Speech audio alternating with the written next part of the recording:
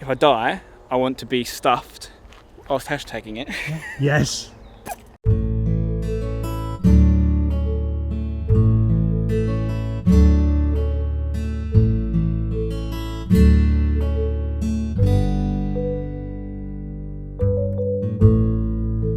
Hello and welcome back to the YouTube channel. It is another walking day and today we are with Spencer Owen. Hello. Okay, Spencer FC, aka Spen Dog. Any others? They used to call me Uncle Spenny back in the day, but that's now Spen Dad I go by now. All right. Dad.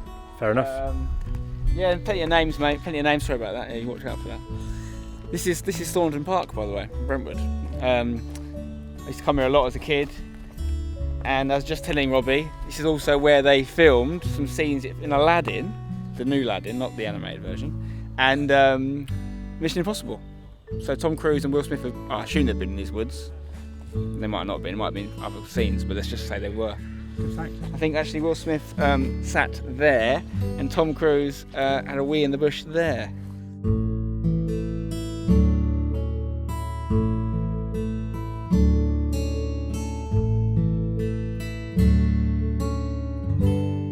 Thanks for coming on a walk. My with pleasure. you, Spencer. Do you do a lot of walking? I do a lot of walking, usually with my dog. Yeah. More than ever at the moment. Obviously, you've got to get him out every day, and then since we had a baby, it's kind of my escape. Yeah. What about baby walks? I used to get. Yeah. You got one of the. We've got one of them. The strappy things. Yeah, we've got one of them, and we do. Alex and I and the baby and Joey often go out like quite a lot.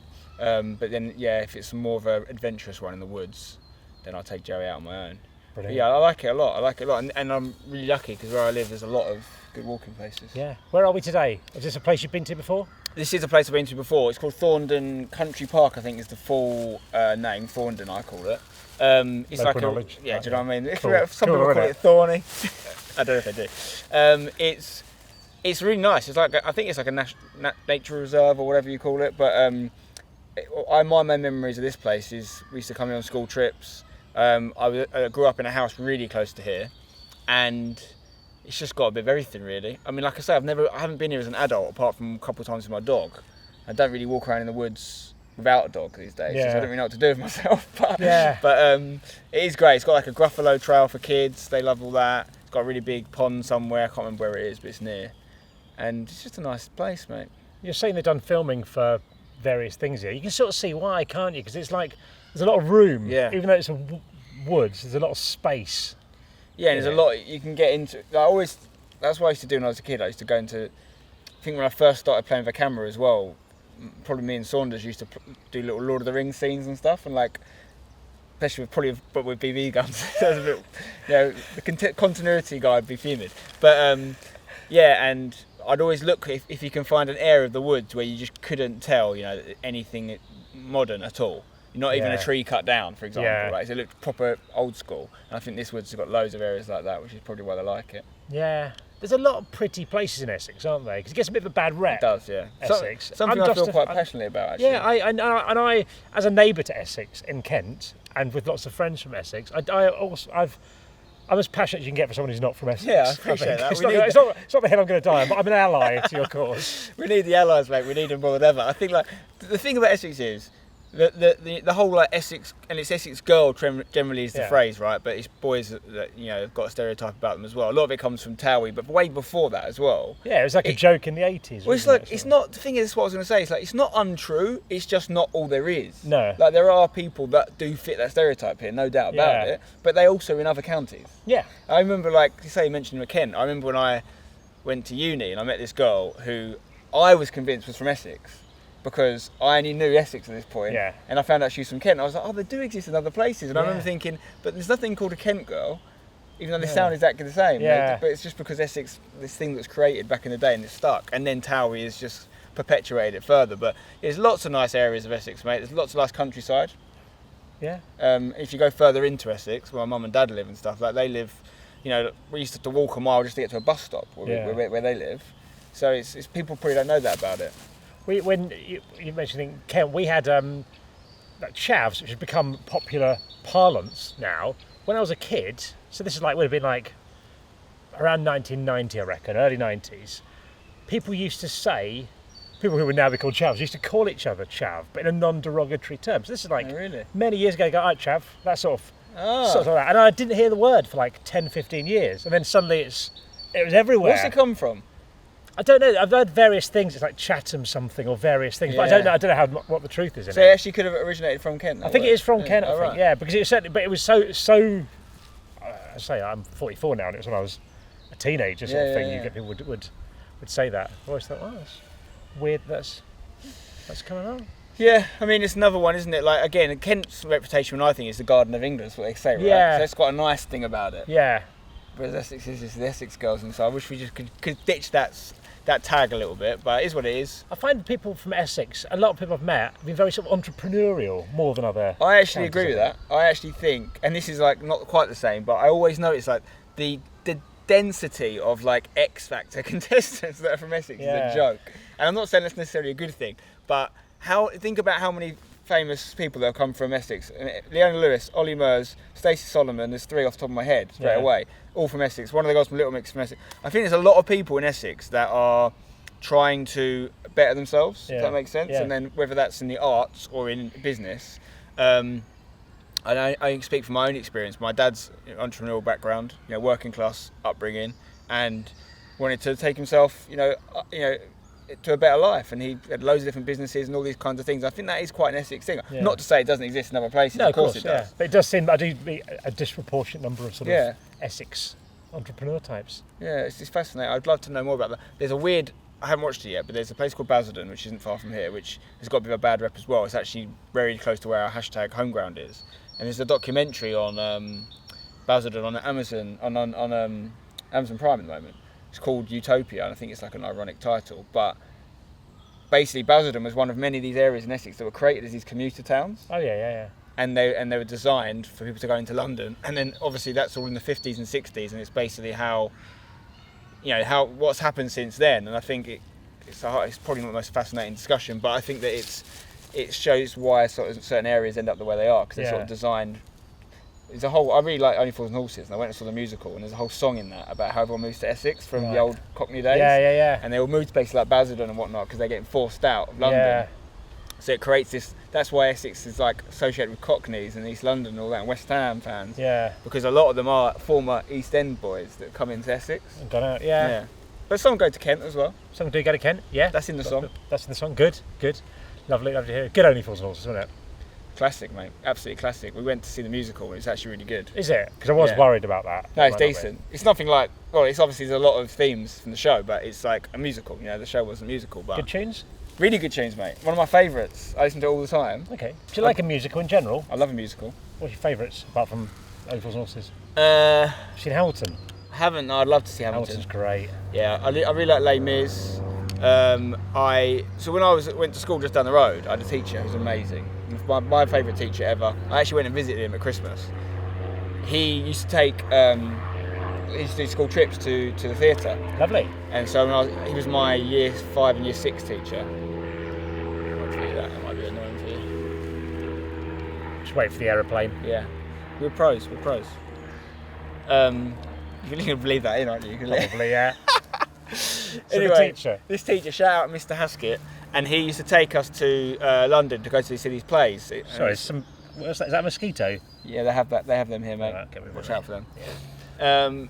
And we went to, honestly, I reckon I saw 10 plus in the space of one school year shows with him. Wow. And we saw Starlight Express. I saw that. Yeah, that's decent. When you see Starlight Express, you think, why aren't more plays on roller skates? It's a bit mental, isn't it? They should put more on. Imagine that. I'd go to see more Shakespeare if it was on roller skates. Yeah, they should do.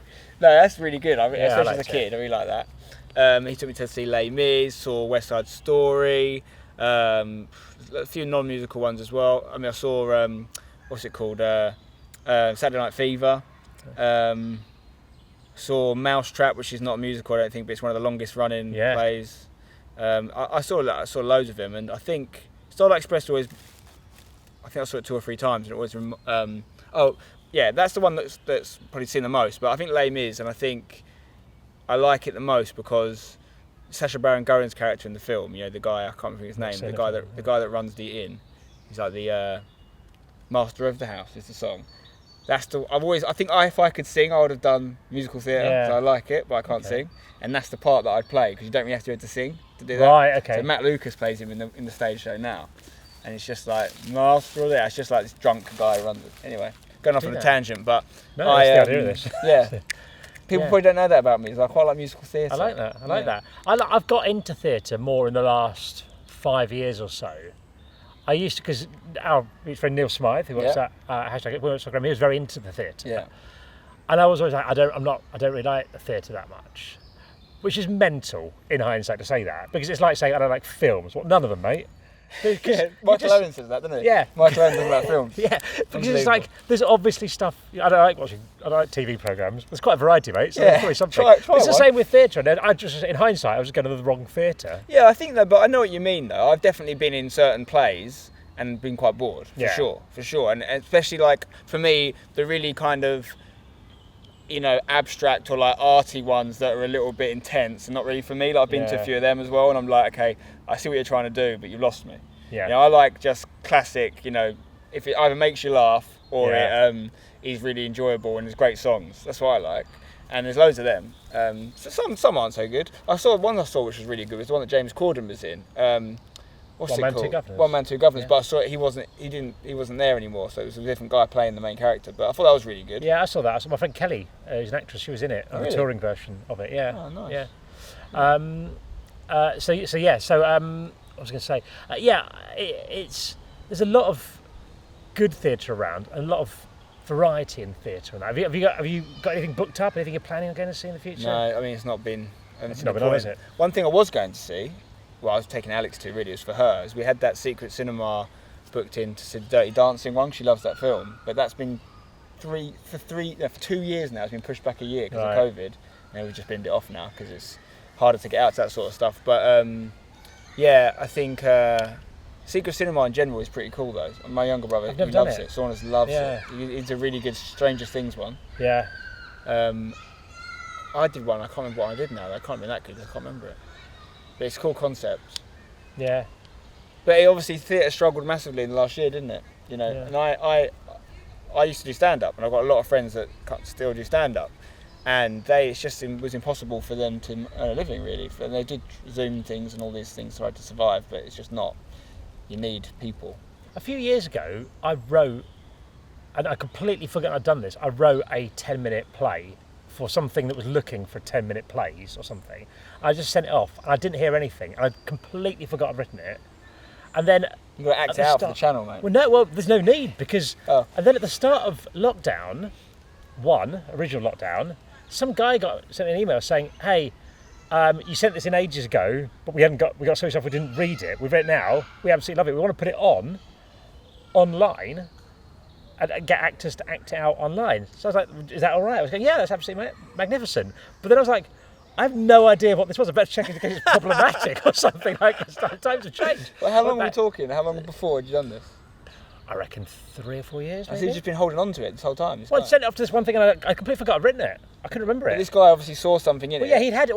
But I'm not sure if he didn't read it or what. But then he did read it. But then it was weird because then you've got I'm doing Zoom calls with actors and they're going, what was the meaning of this? And I'm like, I can't remember. I cannot remember. What's the plot? What is it? It's called Spread, and it's 2 people in a waiting room of a sort of funeral parlour trying to decide what's written on someone's gravestone to sum up their life. Right, okay. We'll put a link down below. You can have a look, or up there, wherever the links go. Yeah, have a look. But yeah, that was exciting. So I've got a playwriting history. When you wrote it, what actors did you have in mind for the part? I didn't have any, because I don't really know who any actors are. And that's what they asked me as well. And I'm sort of like, I don't really know, because I don't really watch much. Well, I watch TV and I watch the odd film and stuff like that, but I don't know who anyone is, because I never bothered to research and find out. So, I don't know. Didn't get that far. Yeah, nice. Should we carry on walking? Let's do it. Oh, there's a few mosquitoes around, isn't there?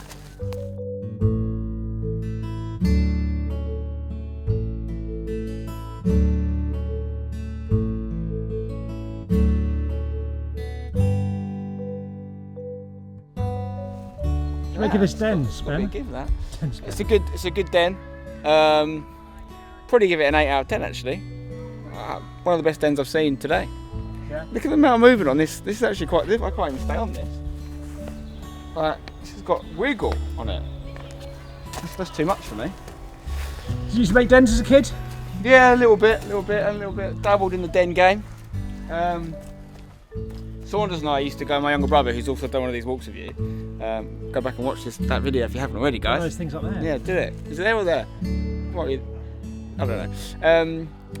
We used to go to different woods near my mum and dad's house, and we were proper on it. Like Saunders, I don't think you covered this in your video, maybe you did. He was really into army cadets as a kid, and he had a whole arsenal of weapons, like but BB guns and stuff, but proper ones, like heavy duty sniper rifle, BB gun stuff. We used to go to the woods, and we'd take like 8 mates, and he'd sit in this. You wouldn't believe these stories. Like he would sit in this tree, like 20, 30 foot in the sky. He'd climb this tree with a sniper rifle. We'd all have BB guns like thingies, and be us against him, and we'd all start really far away, and we'd try and get him. He'd just be taking us out one by one. And then we used to make dens and stuff, and we did that. That was fun. That was good times. Good times.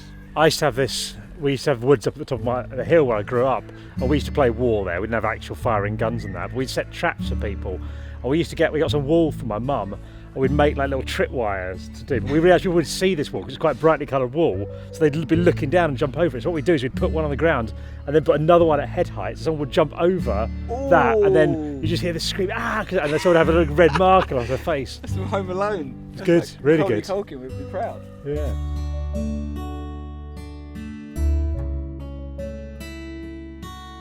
Have you got a favourite bird? Probably my current missus.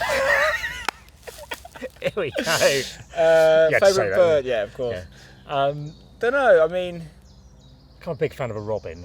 Personally. Robin's classic.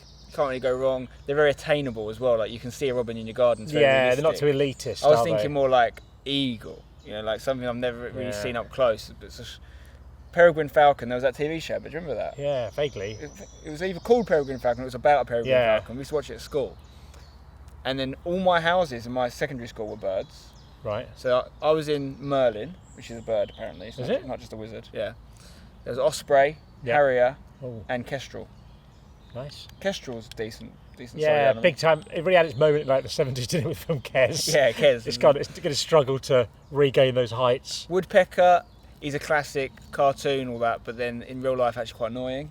Yeah. Don't know if you've seen a woodpecker. If you see, we've got one. My mum and dad have got one in their garden. They see it all the time. Got a lot of respect for owls. Yeah. A lot of respect for them. Yeah, that whole neck twisting round thing's mint, isn't it? Impressive, very impressive. They got good noise. They look good. They just look almost different to any other bird, don't they? Yeah. They've kind of got their own thing going on. But it works for them as well. Yeah. It's not like they look weird different. No. They look cool. You sort of go, oh, well, birds look like that. But then also, like, is an ostrich a bird? Yeah. So that's just a whole different kettle of fish.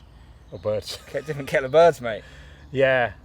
So many good birds. I think birds are probably underrated in general. I think so. I think birds are due a resurgence. I mean, a lot of people talk about animals, like Good ground animals and fish and that, but birds are equally important. Near me, there's a bird sanctuary called Eagle Heights. Right. And it's where we used to have a celebrity bird there. Kayla, the bird who flew before Crystal Palace games, was from Didn't that die recently? Yeah, I heard about Sad that. scenes, which That now is very promotes sad. me to most famous person from my village.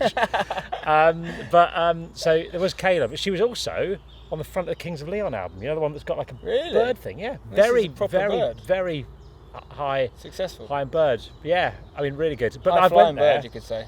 Yeah, I went there and this bird sanctuary, and it's like if I started a bird sanctuary in 1996 and did nothing to maintain it other than feed the birds. It's got that sort of vibe. I'm not slagging off the bird sanctuary people, because I don't imagine there's a lot of money in bird sanctuary. No. They're doing a good job with the limited resources they have. But there's a bird in there. I didn't know there were birds that big. I don't know what it was. It was like a pterodactyl. I reckon it was easily like twice my arm length in wingspan. Jeez, it's a proper bird. Like, unreal. I've seen something like that in a zoo, but I'm not in that big. What's the albatross is quite big, or is it condor or something? Is that a big one, condor? I think they're both quite big. Yeah, I forgot condors existed. That's an 80s bird. They're big boys for sure. Yeah. But I mean, obviously around here you don't get those sort of birds, mate. But to deviate slightly off birds, in these woods specifically, when I was at school, there was a rumour that there was a wild puma. Any substance to the rumour?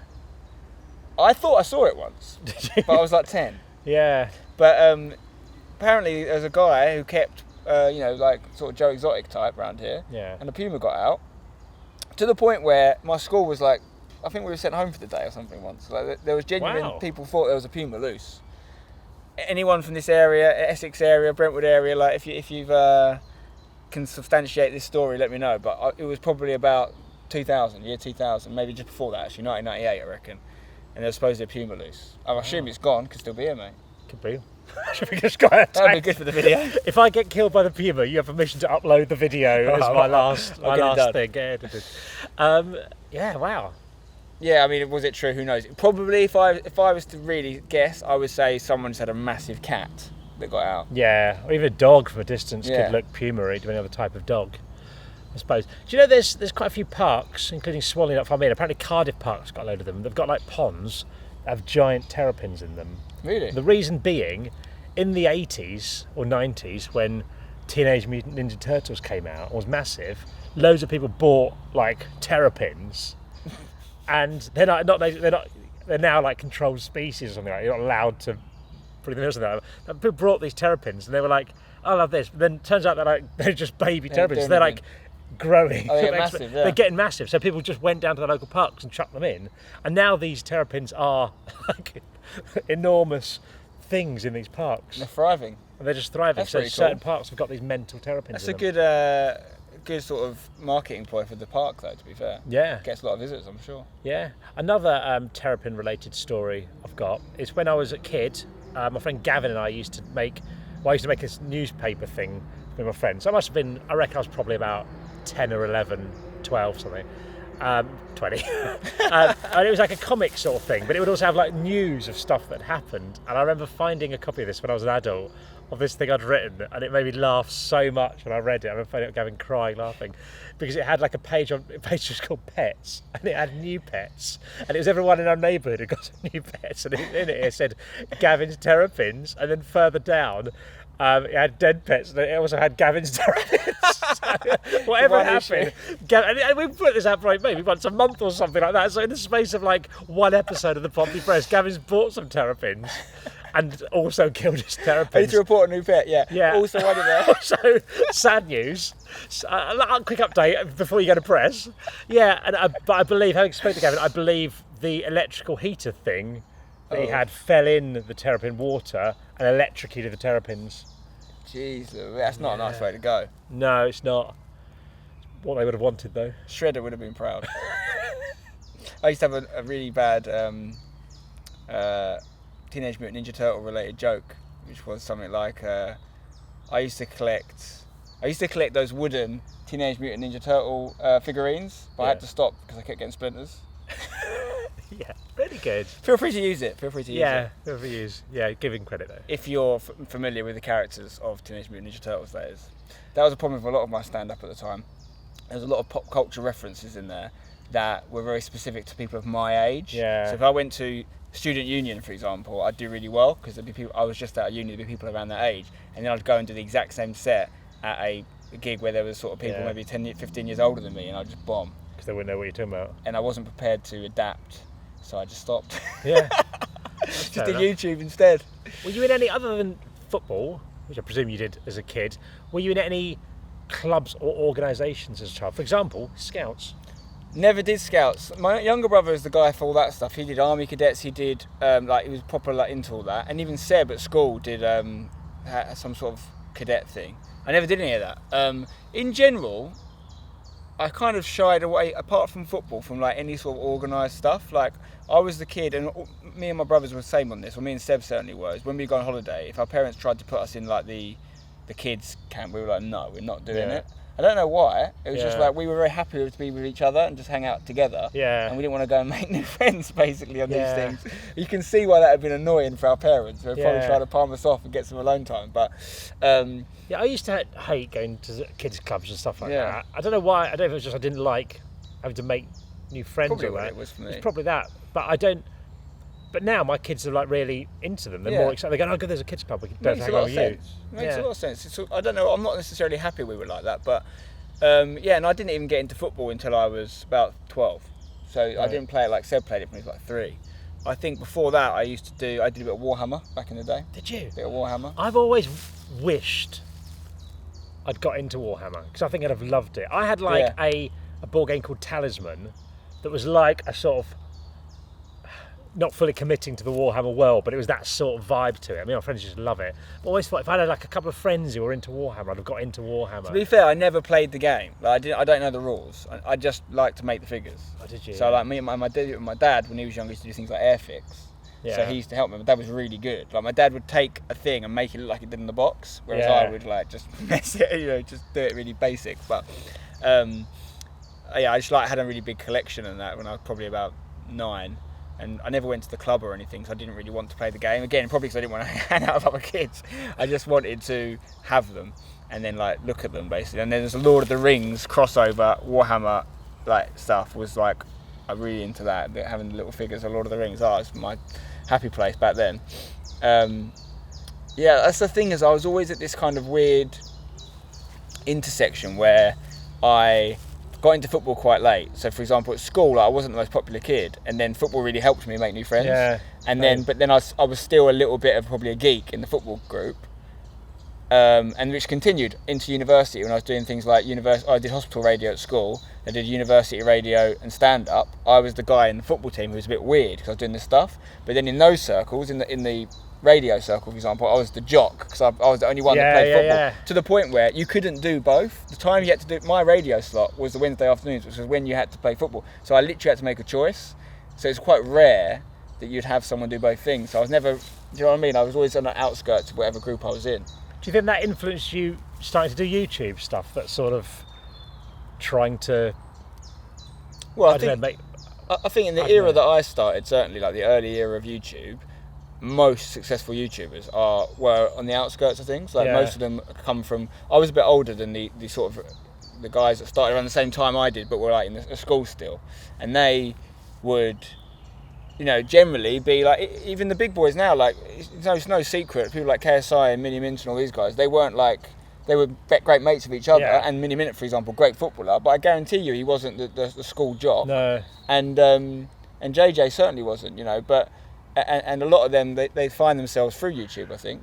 Yeah. And as they grow to be golden. I was a bit older, so I'd already gone through uni and stuff by the time I was properly doing YouTube. But I was doing something before YouTube called Google Video. Right.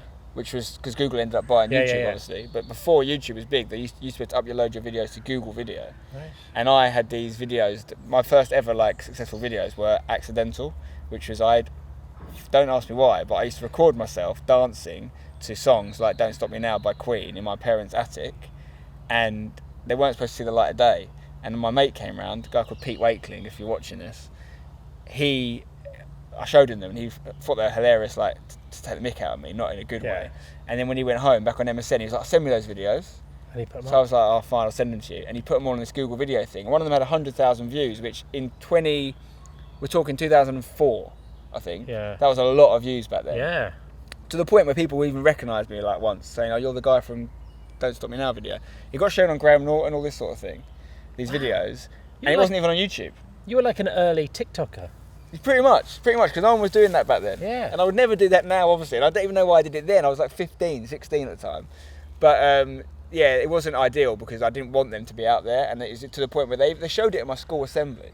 Imagine how embarrassing that is. Yeah, that's pretty. Because I was like, I didn't give you permission to do this. I mean, if you look back, it's actually quite poor. Yeah, it's quite bad. Yeah. So I was like, obviously everyone bantering me about it. I did end up changing school at 6 months, but not because of that. That was the first glimpse into all that stuff. And then YouTube came later, but yeah, I definitely think people get drawn to YouTube. When I started YouTube, it was completely different to what it is now. It was probably closer to what MySpace used to be. It was more like you had a profile. Your channel wasn't really a channel, it was a profile. Yeah. And it was like, here are my videos, here's some things about me. Like what you would have on because I remember them bringing MySpace. in channels, and it was like, this thing people are going to make their own TV channels. Exactly. Whoa. Whole new terminology. Yeah. And now they obviously you've got huge brands and TV channels and stuff that are on YouTube. Yeah. But back then, it was a social media site. Yeah. It was a network, and so people would make friends through it. Because I've worked around YouTube for when I was doing my production. Well, so I'm doing production company stuff, but I met you like a while ago before I'd ever done a YouTube video. And I met Jack, so I didn't know YouTubers, but I never thought of doing YouTube. Yeah. I do other things like podcasts and things like this, but I don't know why I never really thought of doing it. I think it's because I thought I didn't realise. I thought it was for young people. I didn't realise the breadth of At the start it was. Yeah. But certainly, like, I mean, there's so many people out there now. There's something for everyone on YouTube, isn't there? And I think there's a load of people I know that you're definitely one of them that were always going to be great on YouTube. Like, you just, you know what I mean? Like, it's a no-brainer. But YouTube was a very specific thing to a certain kind. Even now, a lot of people that don't get it, of a certain age maybe, will still look at it as this thing that but it's not. It's so much bigger than that now. It's like, it's just the thing people watch now. It's so weird, the difference though, because I'm 44. Most of my friends, I bet a lot of them work in media. They probably couldn't name 5 YouTubers. Yeah. They'll know who KSI is. They'll know Zoella. They'll probably know like the Pauls from the boxing and stuff maybe now. Yeah, possibly. They probably won't know who True Geordie is. I mean, because they're not part of that sort of thing. And it's such a... Whereas everyone, 20 will know who True Geordie is, sort of thing like that. It's quite a big... And you just got to think, where is it going to be 10 years from now? Yeah. When all those 20, 30-year-olds are 40. Yeah. Do you know what I mean? It's a completely different changing of the guard. So it's not a case of for me anyway, I don't think it's a case of some people of a certain age do it this way and younger people do it this way. It's a case of this is how everyone's going to do it in the future. And it's just... But I used to think that was more of a sort of pride thing about YouTube, that YouTube are going to change the world and all that. But then I've realised what's actually happened really. Whilst that does happen on the very elite level of YouTube, really what's happened is all the big boys have just come onto YouTube. Yeah. You know, all the big... You know, all these trending videos like dominated with like James Corden, Jimmy Fallon, like they're paying for that. It's not natural. Yeah. And so they're just stealing the limelight. They're not. They're just crowding it out to the point where YouTube is very different to what it was. Like, it's still amazing. Don't get me wrong. I still think that someone can make a huge success out of their life and career off the back of YouTube with no help, which is amazing. Yeah. Which is what's really what changed the game. But it's a lot harder than it used to be. You know, you have to have a route in. This is the thing people always ask me. I'm sure you get it a little bit as well. Like, people go, how do you get started on YouTube? How do you start on YouTube? And I'm like, I could give you all these tips, but everyone's had a bit of luck at some point, or had a bit of help, certainly. I was making YouTube for many years before anyone watched a video, really. Yeah. I was the guy on Facebook going, watch my latest video. My mates were like, mate, give it up. It's embarrassing. Yeah. Like, stop telling us, especially before I did football stuff, and it was all like comedy skits and stuff. And it was, you know, my stuff was Copper 90 and like FIFA Player and all these things that created any kind of interest in what I did. You know, most of us all have a thank you at some point to KSI, because he was this sort of watered down effect on everyone. And I think, you know, so I'd say to people, like, unless you've got this unbelievable idea that no one else is doing and you're just very good at it, you need to go and make friends with a YouTuber. Yeah. Like, and keep going as well. I get people messaging me about saying, oh, I've struggled to grow my channel. You got any tips? And I'll go and have a look at it. And then I've done like 4 videos in 6 months. I go... Yeah, exactly. And when I started doing it, I remember thinking, I'll do this for 6 months. I'll do a video a week for 6 months, see if I enjoy it. And I remember thinking it would be good if I could make some portion of my income from it. Not necessarily do it full time, but some portion of my income in 5 to 10 years. That sort of time scale sort of thing. Because I think people can be unrealistic about how quick things are going to happen. Nowadays, for sure. But also, you're a completely different situation. You're coming to it from, you're a man with, you have a family, and you've got certain overheads. Yeah. Most of these YouTubers all have something in common, and I still did to a small extent, which is they can risk a lot. Yes. You know, like, and they did risk, and people don't. It's easy to write off the early YouTubers and say, oh, you know, what are they? They were just school kids and they just didn't have a job. So what did they lose? But they didn't go to uni, for example, as a result, and they might have wanted to do that. They didn't go and get on the career ladder in any way. They committed to it. So they still deserve what they've got. I was 24 when I quit my job to do YouTube. So I had a flat in London that I had to pay rent on. Like, it wasn't an easy choice. It wasn't like I had anyone helping me. But it also wasn't like I had kids and I didn't have you know, I wasn't 15 years into a career that I had to decide whether I wanted to leave or not. I was still, young enough to give it a go. So, but I mean, that's obviously changing. I think it's hard. I think you're completely right, though. I make the joke about, you know, you've got to become friends with a YouTuber, but what I don't want to see is when people think that's all you have to do. Yeah. And you haven't got any talent or any content to back it up. The other question I get, my old school even asked me to say something about it in their like magazine, because all the kids want to be YouTubers now. It's like the go-to career, right? Above Rockstar or footballer, it's YouTube or TikTok, whatever. And parents obviously want their kids to have what they, you know, fulfill their dreams. Like, how can they get into it? How can they get into it? And I say, right, if your kid actually wants to make content, buy them a camera, teach them how to film and edit. Don't upload the videos anywhere. Yeah. Especially not when they're kids. Do you know what I mean? Let them do that for 5 years, learning their craft. Like Peter Jackson directed Lord of the Rings. He didn't grow up as a YouTuber. He grew up playing around with an 8mm camera and making sketches and developed a talent. And then he found his platform, which was obviously filmmaking in the traditional sense. But that's what we should be fostering in kids, is not being famous, it's being talented. And they're very different things. And that's the problem, is these kids are not necessarily dreaming of being talented. They're dreaming of being famous.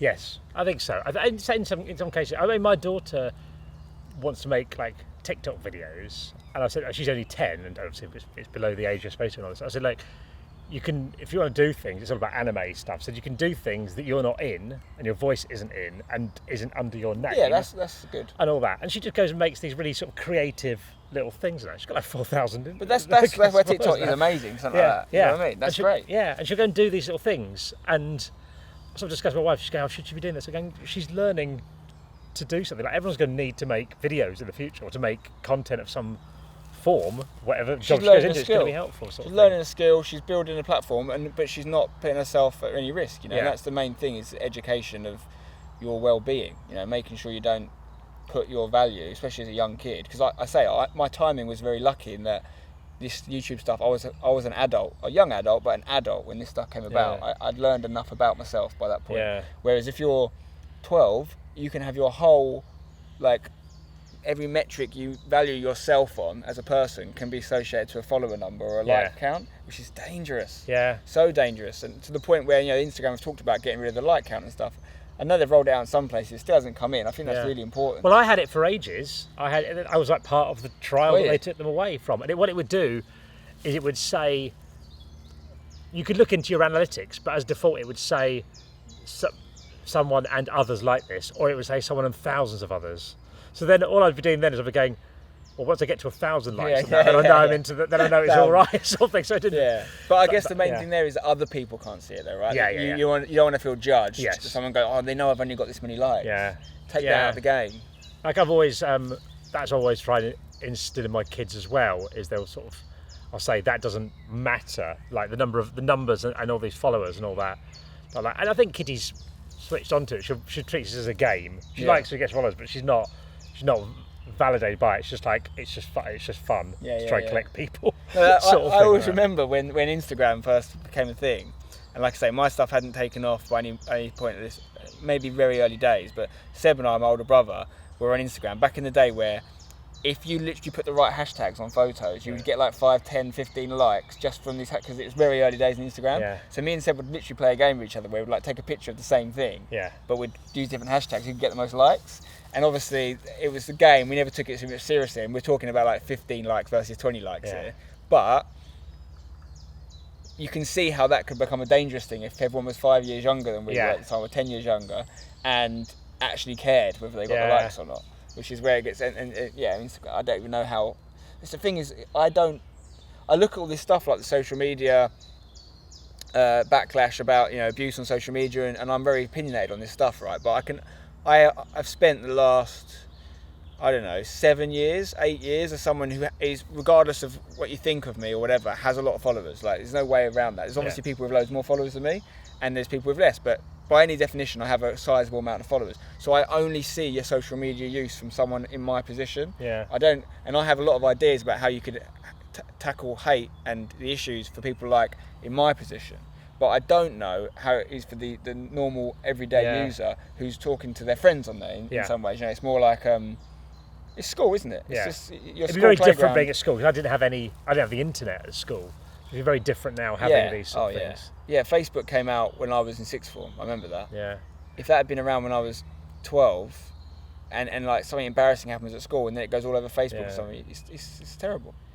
I also think people have short memories on things, and I think there's always something that gets blamed now. Like there's a lot of stuff like now about people saying about Instagram giving particularly girls unrealistic opinions about their bodies and all that, and all this sort of thing. But the exact same conversations were happening about women's magazines. Yeah. When I was younger, that was the thing. Yeah.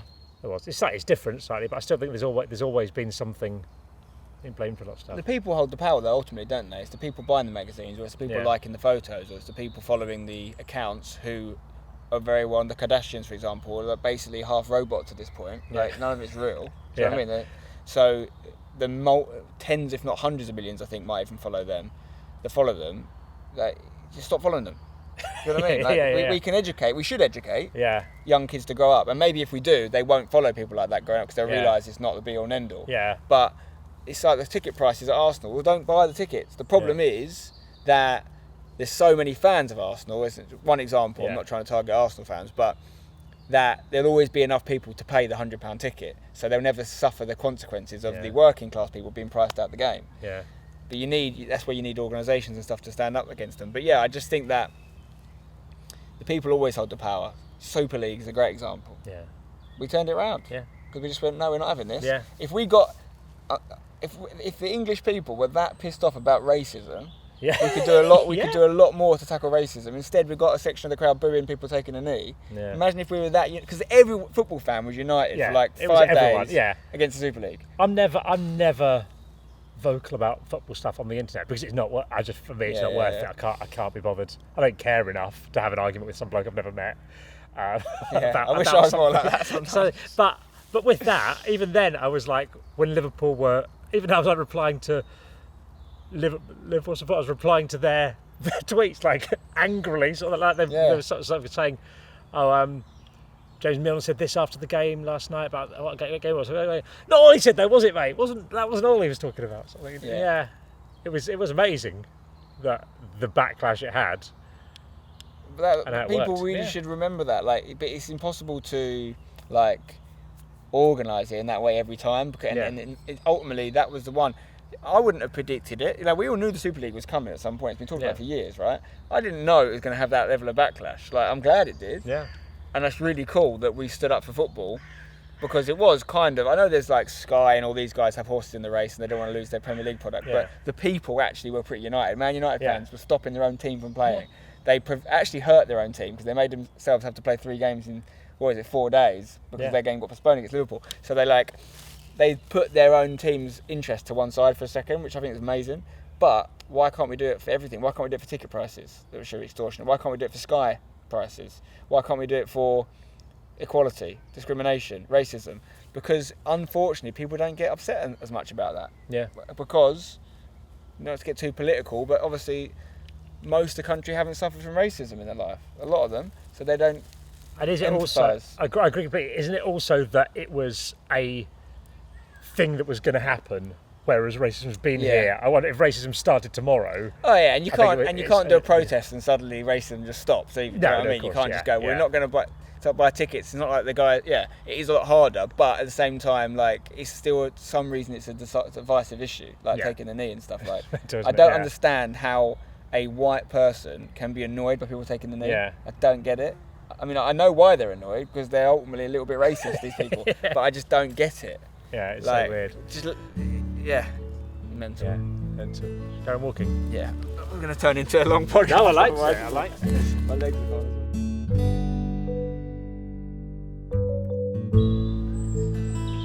We've got a choice here, Spen. Yeah, depends what you're into, mate. Are you a squirrel man? I like a squirrel, also like a butterfly. Okay. And a bird on a stick as well. There's a bird on a stick about 20 metres that way. Squirrels everywhere. Want butterflies and squirrels, maybe we go diagonally. Let's try that. Meet them in the middle. Fight our way through. What's going on here? Just like a lazy attempt at den, this one, isn't it? Someone started the den and they've abandoned it for whatever reason, we can only know. Very early days. You hate to see it, because I just see lost potential here. Do you want to build a den? You're right. We've got enough? I don't think we've got enough twigs here, mate. I wouldn't be here all day. But what we can do is we can leave it better than how we found it. So if this is a slow process, someone else will come along and they'll add to this at a later date, and then maybe in 6 to 8 months there'll be a working den.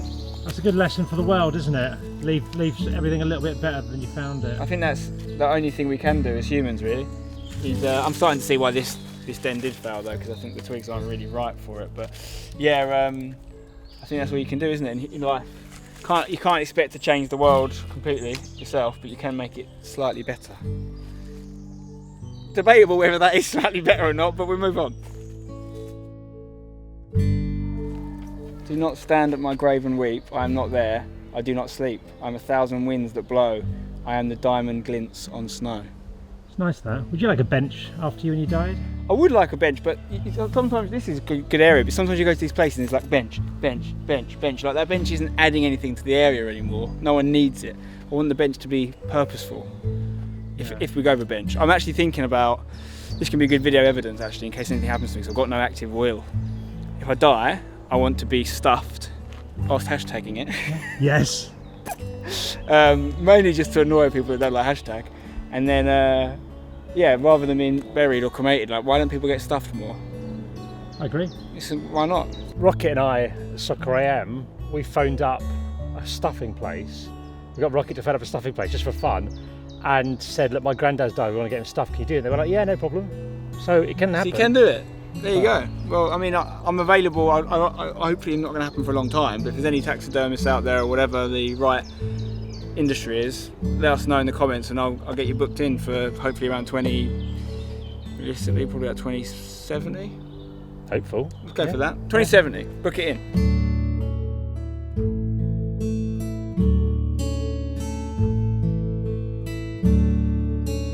This is nice, isn't it? Yeah. Pleasant little den. Whoever's done this done a really good job. We just did this. You should have said we did it. yeah, we did. You did. How did I take it? It took like what, 3-4 minutes? Yeah, you get the right twigs, mate. It's very simple. We were chatting during it, so otherwise we'd have done it a bit quicker. Yeah. I've got a new skincare routine. Have you? I don't know if you noticed, but my skin's looking it's heavenly. Decent at the minute. And my wife bought me for my birthday. She bought me some kind of face serum. And I've been occasionally in my life, I'll put a bit of moisturiser on. But never really done it. She bought this serum thing, it's like oil that you put on your face, which is a bit offensive. It's a bit like buying someone deodorant, isn't it? It's like that. But like, okay, so I put it on, and then she went, "Oh well, if you want, you can have this. Use a bit of this as well."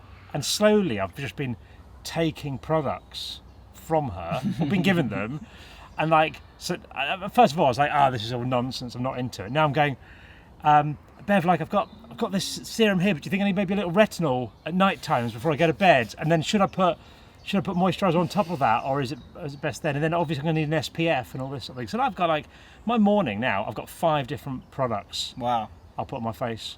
To be fair, your skin is actually genuinely looking very good. It's genuinely looking a lot better than it was. I've always wondered whether this stuff's like legit. So did I. That's why it's only because of I'm like evidence based. It was because of the improvements. I think if you look at the state of me in a few previous videos, like that a month ago or something like that, terrible. I'm looking a lot better now. Fair play. I might have to get a recommendation off you. Well, yeah, I'll let you know. Yeah, but no, it's good. Do you use any products of that sort? Never, literally never. The only time I'll ever use a bit of Alex's moisturiser is if I've got like a dry nose or something, which I get sometimes. But I'm not that way inclined, mate. To be honest, I don't even wash my face in the shower. If I'm honest, I don't think I've washed my face in years. Do you not wash it with? I would have put water on my face. Yeah, at most. I very rarely put shower gel. My view is the shampoo trickles down. Yep. Do you wash your legs? So I don't. Do you when you shower? Do you use any sort of utensil? Some people use, Alex uses one of those like whatever they're called, little sponge things. I use shower gel, hands here, armpits like that. Yeah, and I'll do legs. I'll go down. Oh, I don't go that far down. I do legs. I see where you're going. Yeah, I do legs, but I go bang, and I very rarely do my feet because my view is your feet get it in the floor. Yeah, I'm the same. I only do feet if I've done something, if I've got them muddy in some way, which is rare as an adult that you get your feet muddy. No. But like after football, I might do. If I played muddy football, I might wash my feet. Well, if I play muddy football, I take my boots in the shower with me, which Alex hates, but it's the quickest way to clean them. You go in there, you just let them get nice and soaked. You take a little toothbrush in there with you, sort out the boots, and then they're just nice and beautiful. It's so nice. Yeah, and because I was always that kid, like my dad was really good at it growing up. He'd always get muddy boots and probably clean them, and you never do you? And they get caked in mud, and they stay caked in mud. So get them straight in the shower. Don't wear them in the shower because you're going to damage the shower. Yeah. Take them in your hands. But I recommend You're not feeling the shower floor. I think this could take a stud. Yeah, soft ground. Yeah, mouldies for this one. No, but that's the best way to do it. Straight in, get them clean straight away, mate. Yeah, people's shower routines do interest me actually because I always feel a bit guilty. But yeah, I just don't ever wash my face. I think I probably should. Well, I now have, I say 5 products. Actually, it's a 6th because I do use a face wash first of all. So but the evidence is clear, so maybe I have to change my routine as well then. Well, you've got a few years on me. I think you're all right. I think you've probably Maybe I'll do it before and after. Well, maybe. Well, yeah. I mean, maybe if you start now, maybe you won't end up looking like me. Basically, it's too late for me, but you can save yourself. I can't remember where I heard this. I think it was this was Alex actually. This is a funny comment. She was like, I think she was 12, and her mum was using anti-aging cream. And it says something like, it'll take 10 years off you. And Alex was like, before I use it, I'm going to look 2. It cracked me up. Obviously, it takes 10 years off you if you're of a certain age. Otherwise, it probably doesn't make much of an impact. But yeah, I'm definitely getting to the point where I could use it for sure. So I'll give it a go. Speaking of home life, you've procreated, you've produced an offspring, an heir. An heir to the throne. Yeah. Of hashtag city. Hashtagging it out of the womb. Makes it difficult to get out. How's that going? It's going great, mate. Really enjoying it. 5 months old. I mean, I met him. We've been Legend. quite lucky. Yeah, he's Brilliant. a lovely boy. We've been quite lucky because I think it's not really been too much complications or anything. Alex has been amazing. I think we picked a really good time to have a baby. Like, you know, by luck, we planned him, but obviously lockdown then kicked in almost straight away. Yeah. Like we got pregnant in like late Feb, and then March was last year, and then March was lockdown. So what a time to be pregnant, because we didn't feel like we were missing out on anything. Yeah. You know, all the stuff that Alex couldn't, for example, not drinking with her friends. We didn't see her friends for a year anyway. Yeah. Do you know what I mean? And you know, even the last 5 months since he's been born, while life's been slowly getting back to normal, we've just been able to spend a load of time. Even my work, like presenting and stuff I do, it's all been remote. So I'm literally in the next room across from them. So in between breaks, I can nip in and see them. Whereas normally I'd be in another country and stuff for this stuff. So it's been great, and I love it. Brilliant. Good. Yeah. Glad to hear it. Nice. Well, thank you for coming walking with me. It's been absolute joy. It's been a bumper episode of Walk today. Really good chat. Really enjoyed it. Have you had a nice time? I've had a great time. I'm a big fan of what you do, and I think it's a great YouTube channel. I think it's a great idea you do here as well, with the walking, getting people out. And I've really enjoyed it, mate. Thanks for having me. Well, thank you. Cool. I'm going to come to hashtag at some point. Yes. My big worry is that I might forget to hashtag it. What are the implications if I did forget? It's not a big deal. Our manager never does it. Do you know what I want to do? I've always thought this for a while. I don't know what the video is, but I want to come down. I want to make a video while I'm there, and I want the title of the video to be called "I forgot to hashtag it," and I want the thumbnail to be me like, and you looking really angry like that. Can we make that happen? I don't know what the content is. We'll work on that. The title and thumb comes first, you know this. Yeah. But no, you're always welcome, mate. Get you on commentary or something. It'd be fun. Love it. Brilliant. Cheers. Let's go walking. Let's get out of the car.